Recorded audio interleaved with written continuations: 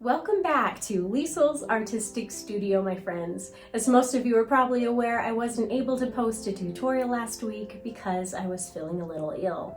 I am doing much better now, still slightly in recovery mode, so I've chosen today to do something that is quick, simple, and fun. But before we get started, I just want to say thank you for your kind words, your prayers, and your positive thoughts that were sent my way during this past week. It truly meant the world to me and gave me that extra boost of energy that I so desperately needed. I just love this little artist community that we have here, and I am so lucky to be able to call you all my friends. But enough of my blabbing, let's move on to painting today. We are going to get in some practice painting a few different simple leaves using the angle brush today. These are really quite easy to do and surprisingly can make a lovely all-leaf painting in just a few minutes. So let's go ahead and pull out our painting supplies, our watercolor paper, our watercolor paints, some clean water, and some brushes. I've got 2 brushes I'll be using today from my Liesel's Artistic Studio Craftimo brush set. I've got 2 of the 5 from the set that I'll be using today, a number 1 rigger and a 1/4 inch angle brush, which is the main feature for today's painting. As I have mentioned in the past, these will be available for purchase in the near future for a limited time. So if you'd like to be notified when they're available, I do have a link in the description of this video that can help you with that. These will be sold on a first come, first serve basis. Now I'll go ahead and finish up taping down my paper, and then let's talk about the pencil marks I have here on my page. Now, this is nothing too fancy. In fact, you really probably don't need these lines at all if you don't want to. I kind of have the lines drawn lightly and spread out at the top, and then they come down together at the bottom in sort of a bouquet format. This is just helping me visualize and plan out my composition a little bit. Of course, you can choose to do this in any shape that you want, with as many or as few lines as you'd like. Now, you can also choose to paint this in any color scheme that you like. Greens, yellows, blues, or even purples, whatever you want to try.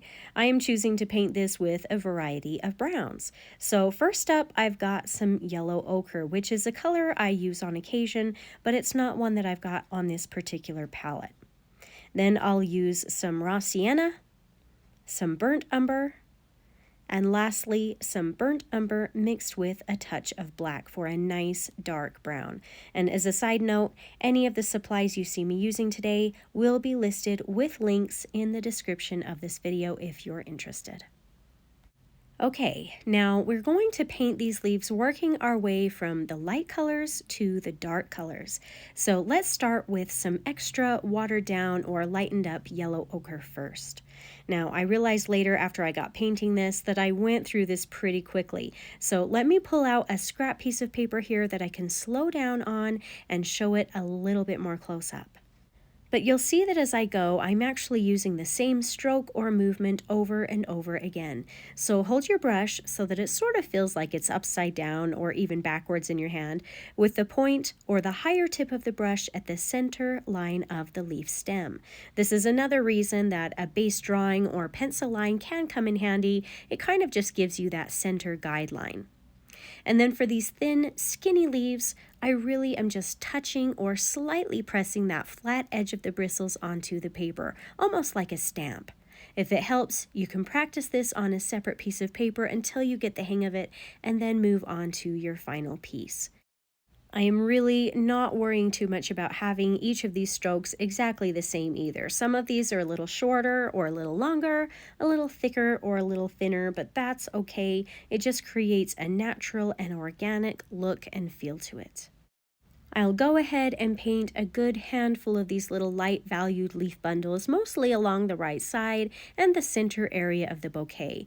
Of course, you can do whatever you'd like, but I am going to use these as sort of a background filler that can be overlapped a little bit with the darker colors later on. And as a side note, if you ever feel like you accidentally put too much color down, you can take a paper towel and gently dab some of that color off.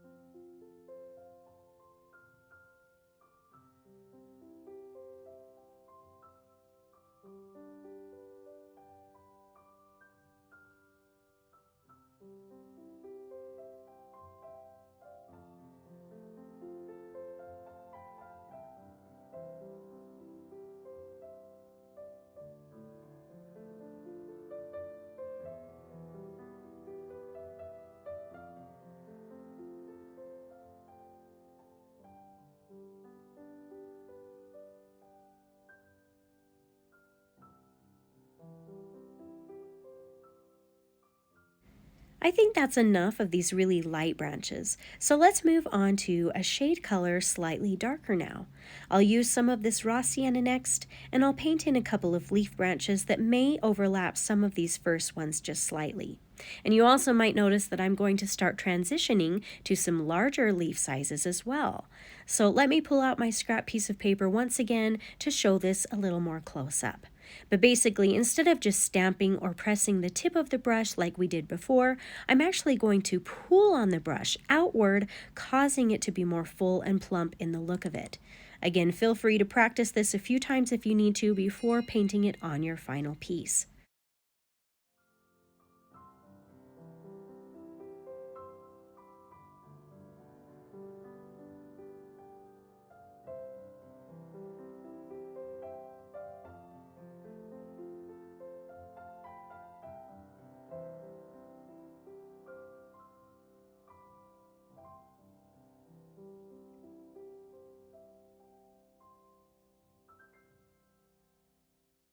I'll go ahead and paint a couple more of these slightly larger leaf branches, but feel free to go ahead and paint as many or as few as you feel like your picture needs.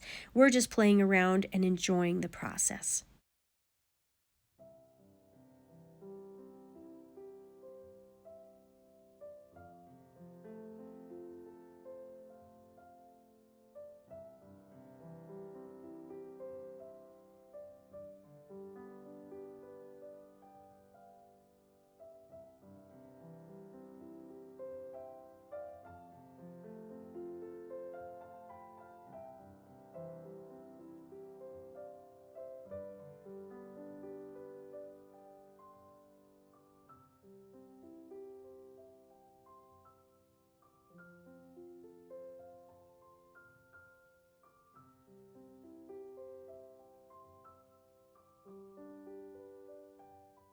Now I am going to move on to the next shade of brown, which I've created by mixing some yellow ochre into this raw sienna I have here. And then I've actually also added a touch of the burnt umber as well. My color is much more concentrated. It's not as light or as watered down. These next leaves I'm going to paint will be the largest on the page, placed near the center, and will sort of become the focal point of this leaf bouquet. Now, I've started the top area with some simple one-stroke broad leaves, similar to what we were just doing. And then as I get farther down onto the branch, I'll use 2 strokes of the brush to make the leaf even bigger in size. Here's a close-up of what I'm doing exactly so you can see it a little bit better.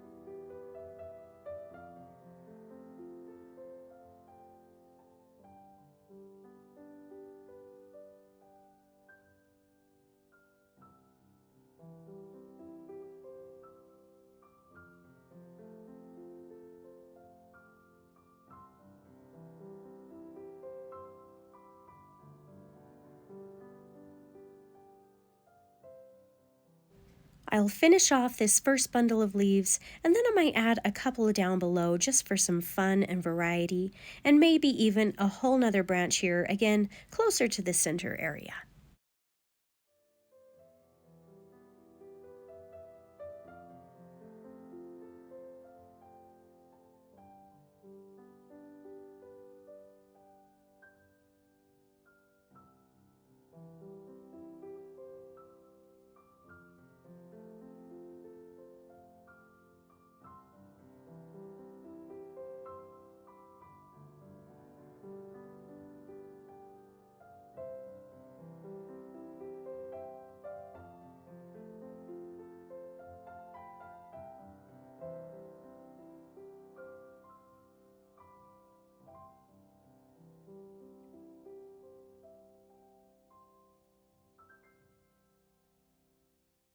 Now, using some watered down burnt umber, which once again is the next shade darker, I'll throw in a few small curved branches of leaves at the base of the bouquet or wherever you think they would look good.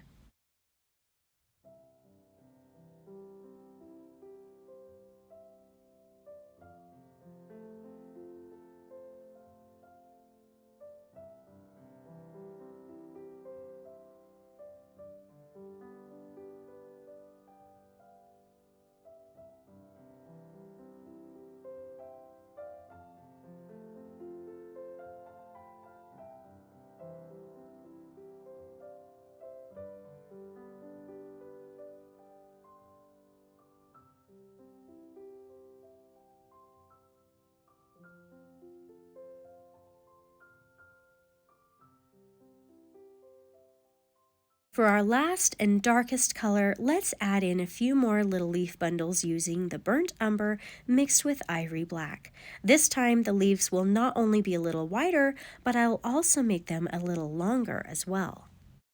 So as you can see here, I press down slightly and pull out on the brush even farther than we did before to make it longer. And then you may need to turn the brush slightly at the end to make a fine point and finish it off.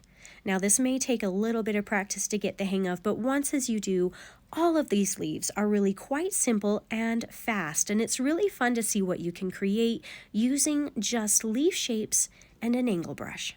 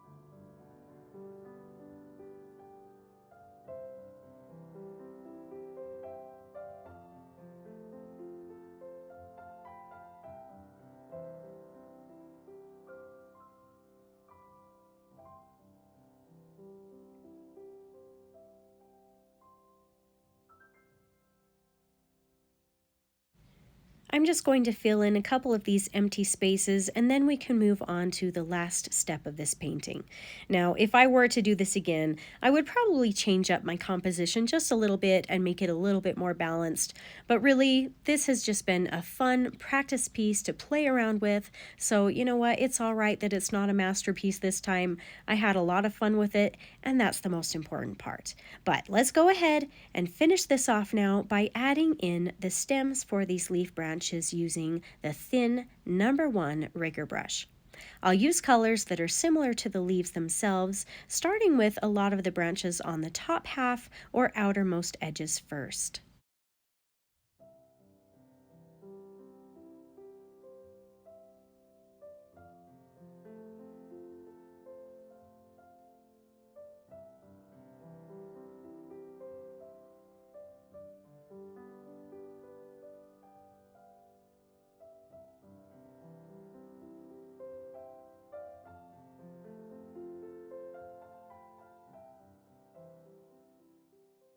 Then, when I start painting in some of the stems near the bottom half, I'll paint the stem line down to the bottom of the page.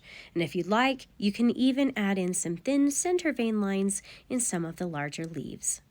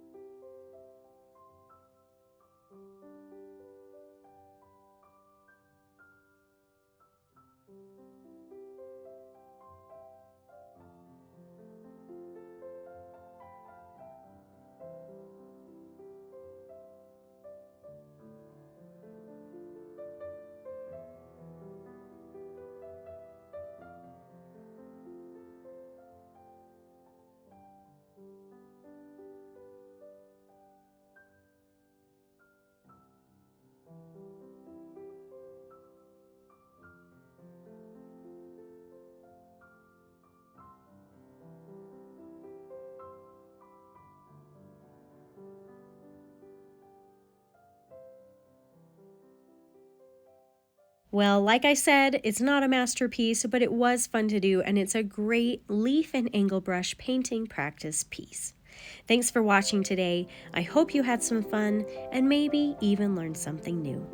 If you enjoyed this tutorial, please consider subscribing to my channel so I can continue to help you discover your artistic side.